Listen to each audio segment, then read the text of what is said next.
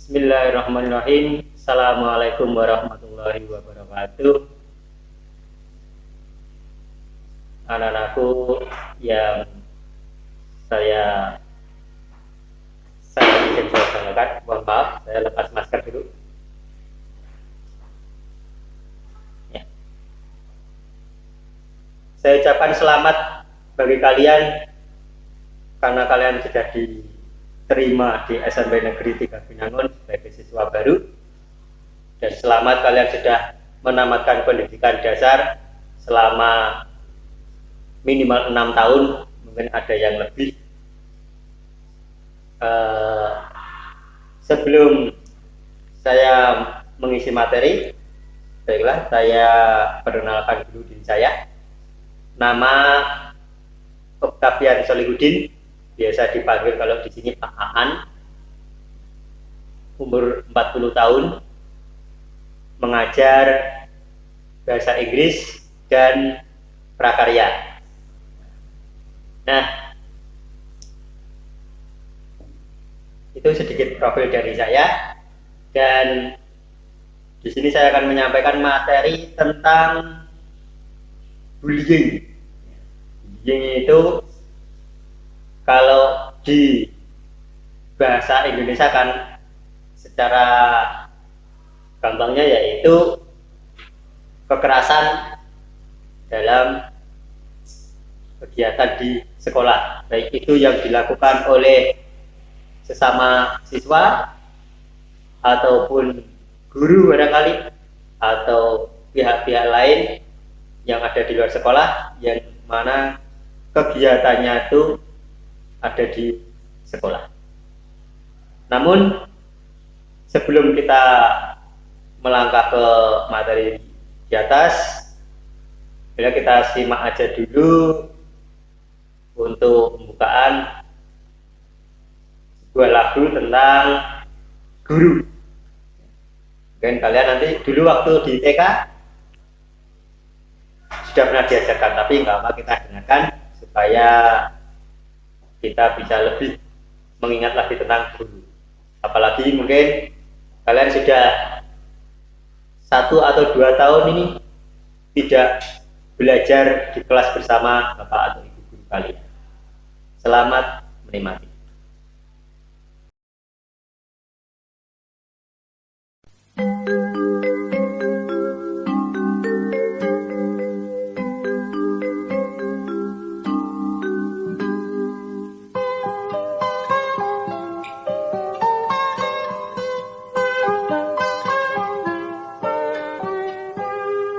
Pagiku cerahku, matahari bersinar, ku gendong tas merahku di pundak.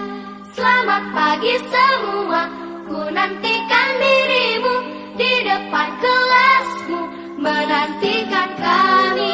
Guruku tersayang, guru tercinta, tanpamu apa jadinya aku? Tak bisa baca tulis, mengerti banyak hal.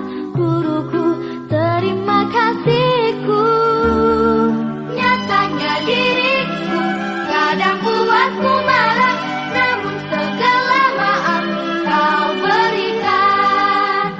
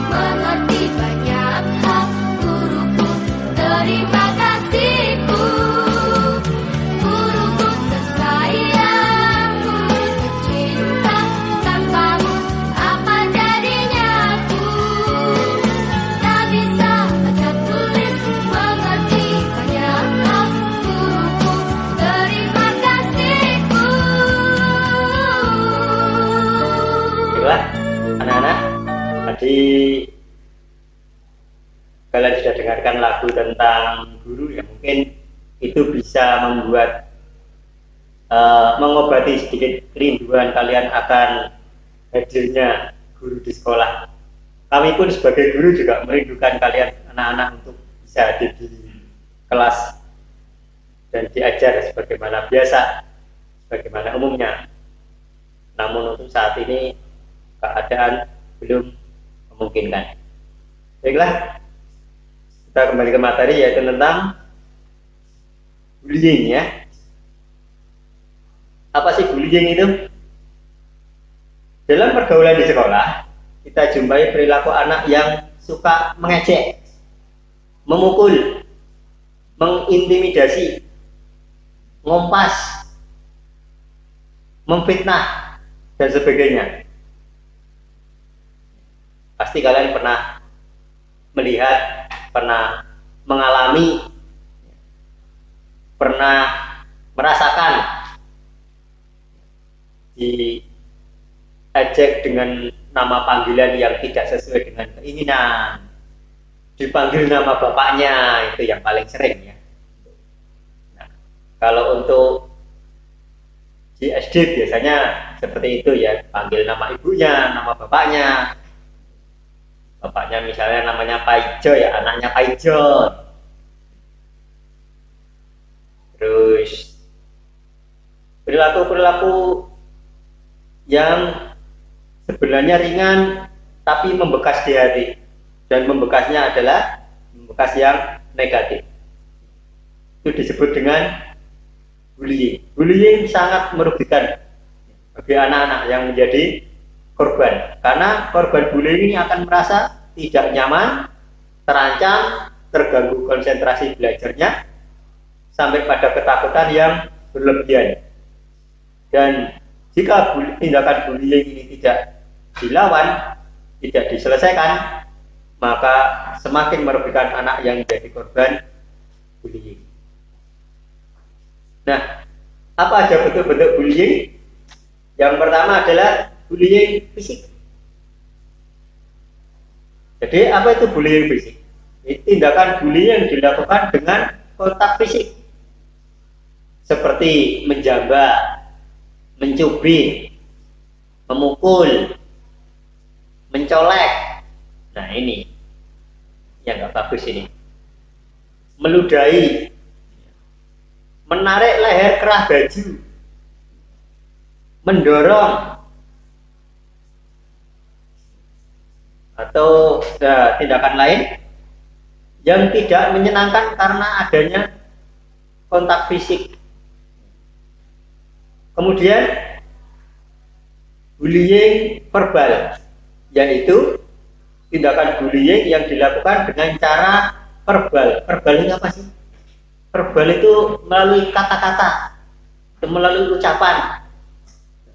Seperti tadi, mengejek, terus menertawakan. Ada apa namanya, lagi di kelas, perutnya sakit, mau izin keluar nggak berani, tiba-tiba keluar suara dari dalam perut ya, panjang dan keras. Wah, pasti satu kelas mentertawakan. Nah itu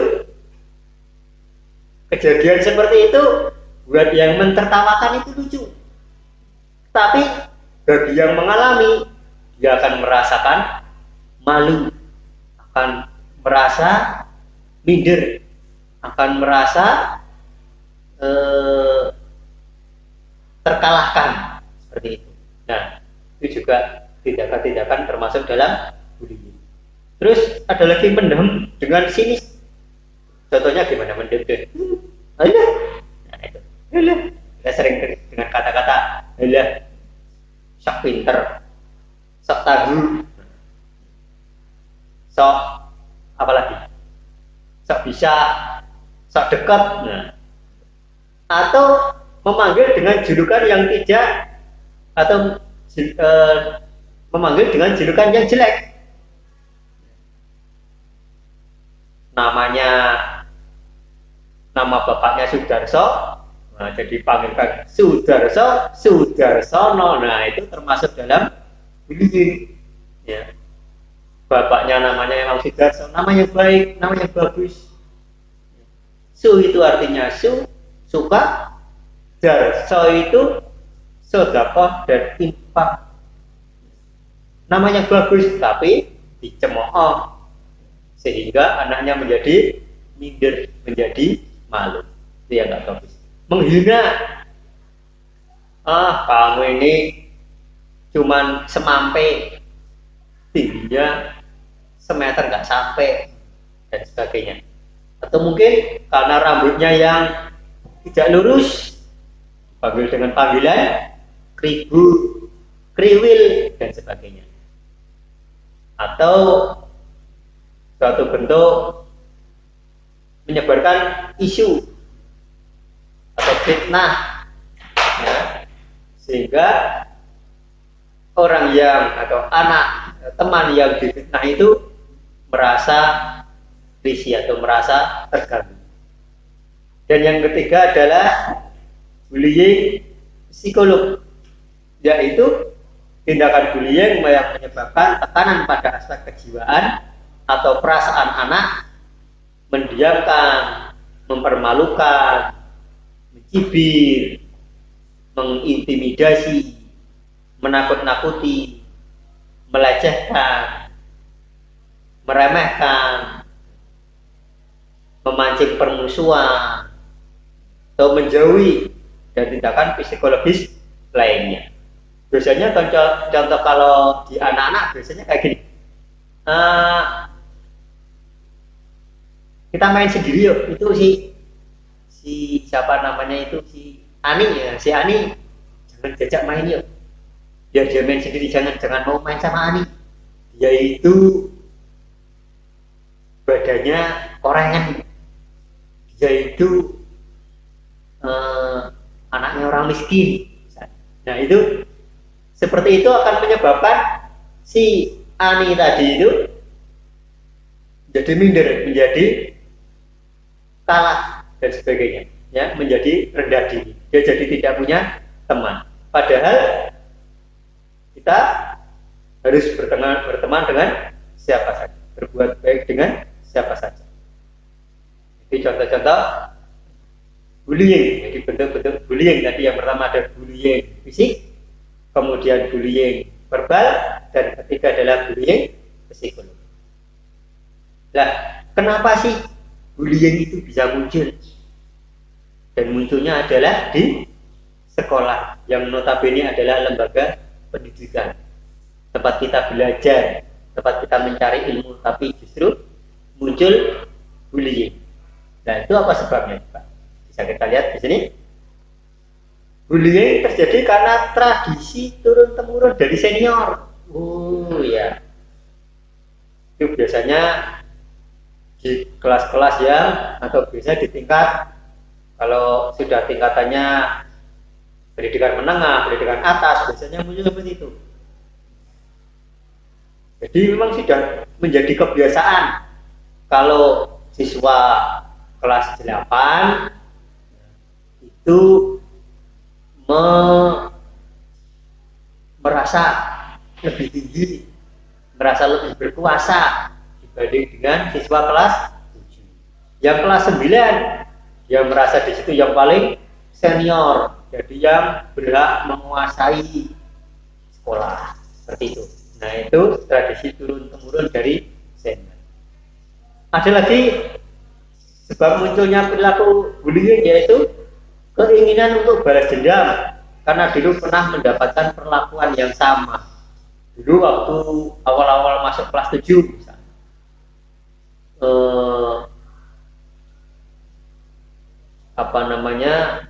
uang sakunya sering diminta sama kakak kelas, ketemu di kamar mandi, cancang, kalau nggak ngasih cegat, kuburan. Nah, sekarang sudah jadi kelas 8 atau sudah naik kelas 9, yang paling senior, ya, gantian, saya yang malai, saya yang ngompas adik kelas saya. Nah, Itu yang karena balas dendam. Terus kemudian perasaan ingin menunjukkan kekuasaan, menunjukkan kekuatan,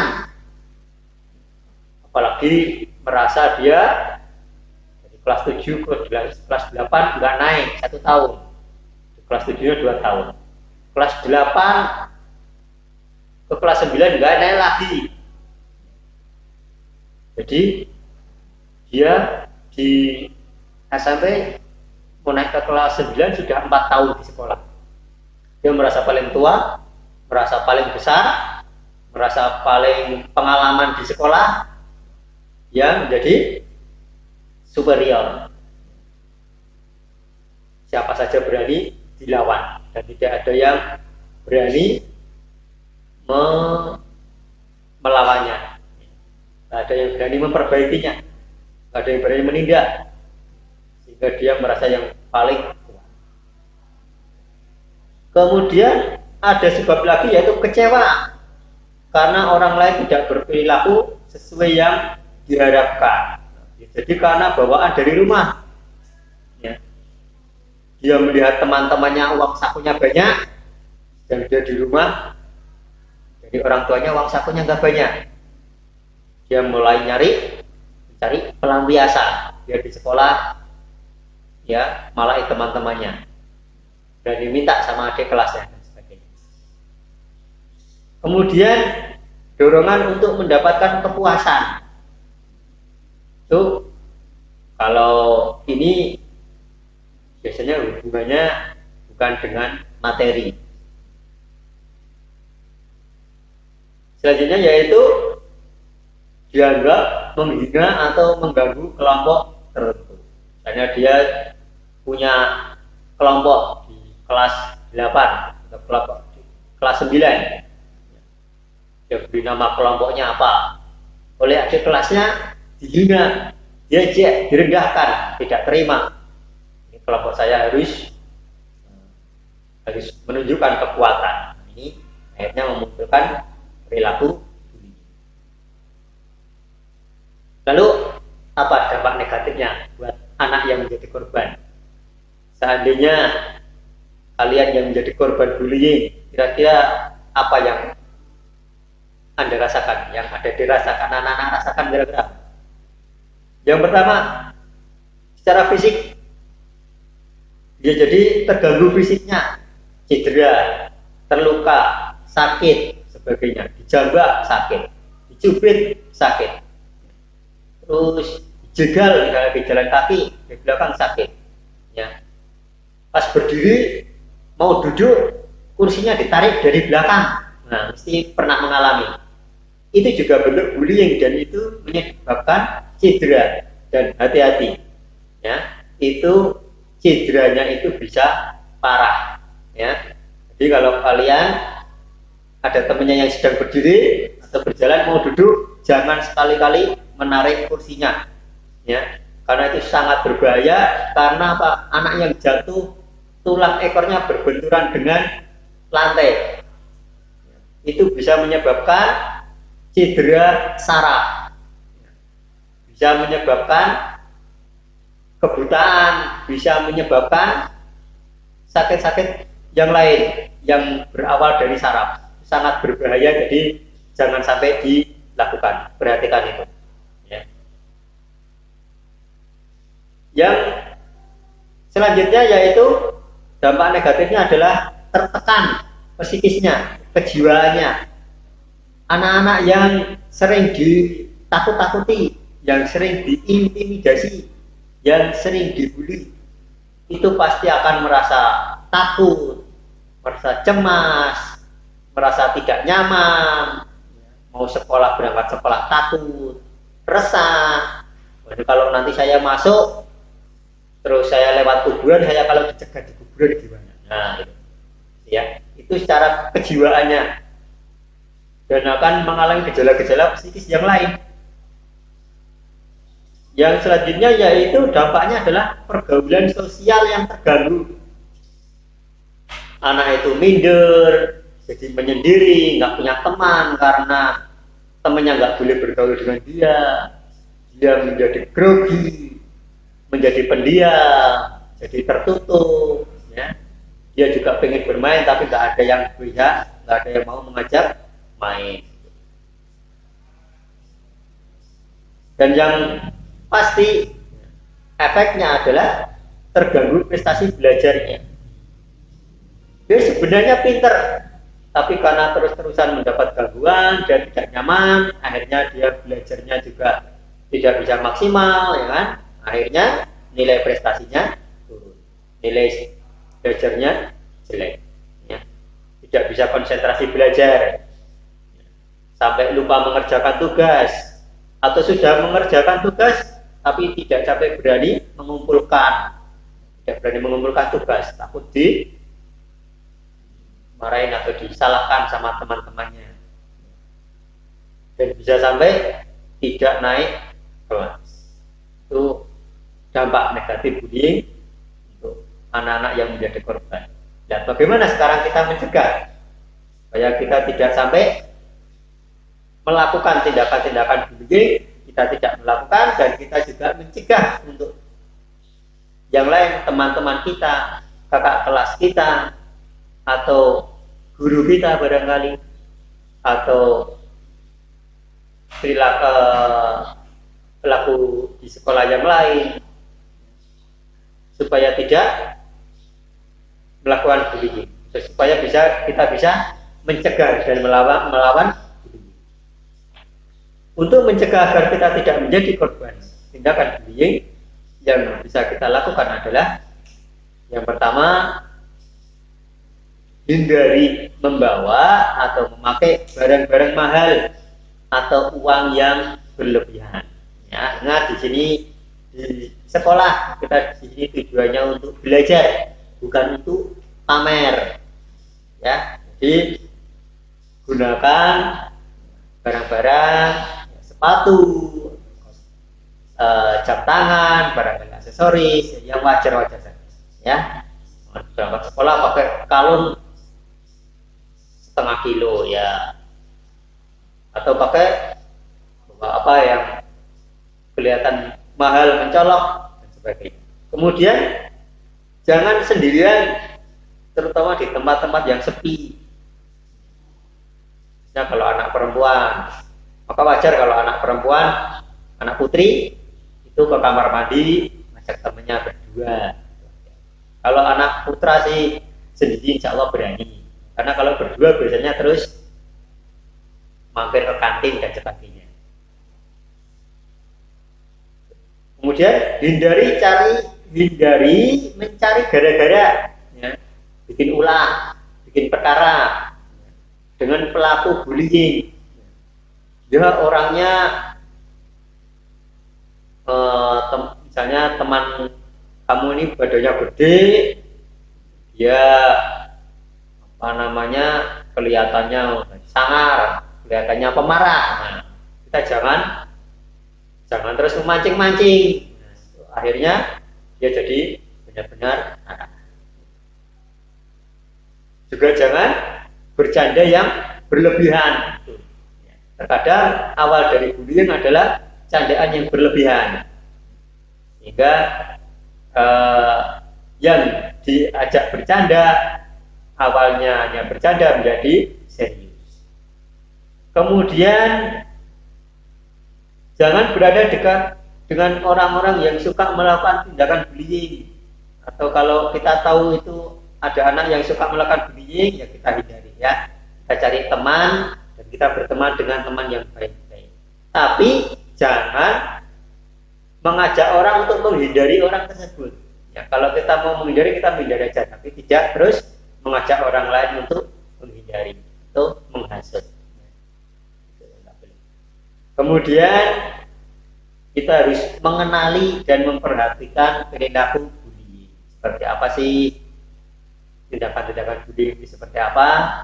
Apakah kegiatan atau perilaku ini termasuk bullying? Apakah perilaku tersebut itu termasuk bullying atau tidak? Itu harus kita pahami. Kemudian yang terakhir yaitu jangan ikut-ikutan melakukan tindakan bullying. Jangan kita tahu kalau itu anak suka memalak, itu anak suka mencubit, itu anak suka menghasut dan sebagainya, kita ikut-ikutan. Nah, berarti kita juga termasuk sebagai pelaku.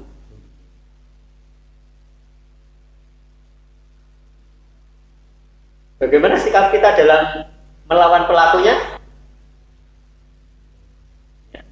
Yang pertama, jadilah orang yang percaya diri dan tunjukkan ketahanan diri bahwa kita tidak mau mengganggu dan kita tidak mau diganggu. Jadi orang yang percaya diri, tunjukkan ketahanan diri bahwa kita tidak mau mengganggu dan kita tidak mau diganggu. Yang kedua yaitu bersikap tenang saat ada yang mengganggu. Tenang dulu. Berarti kalau kita tenang itu, kita jangan mudah terpancing emosi. Sabar. Kemudian, jika kita melihat ada teman yang menjadi korban, segera kita tolong, ya, dan laporkan.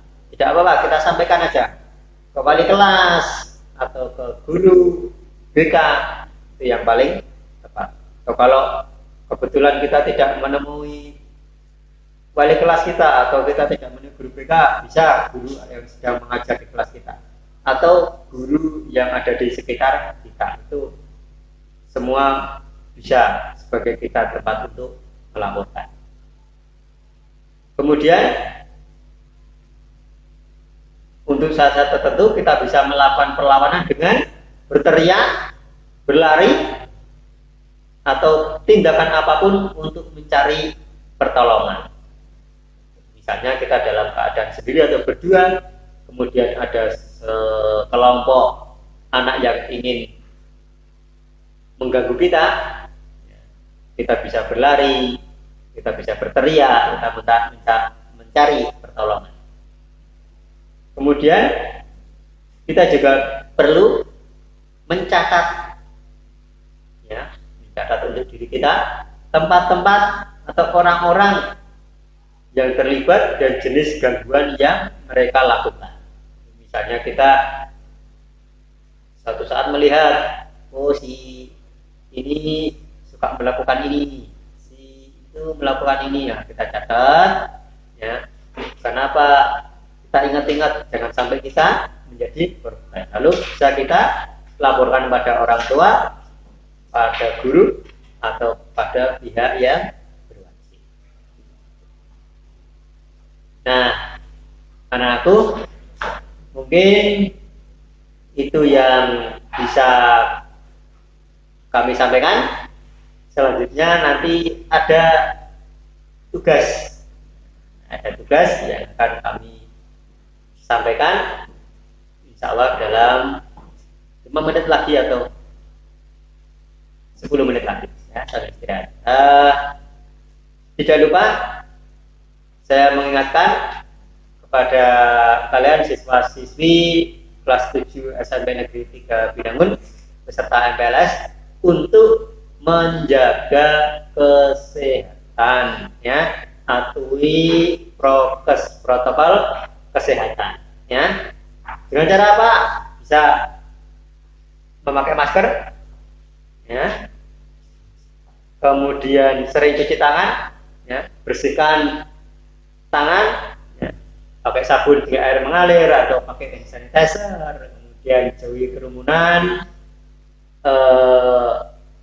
Kalau bisa ya, dan diusahakan, ya, makan makanan bergizi, minum vitamin, makan buah-buahan, dan banyak minum air putih, ya, bagus. Ya, ini tinggal segini karena dari tadi diminum, ya.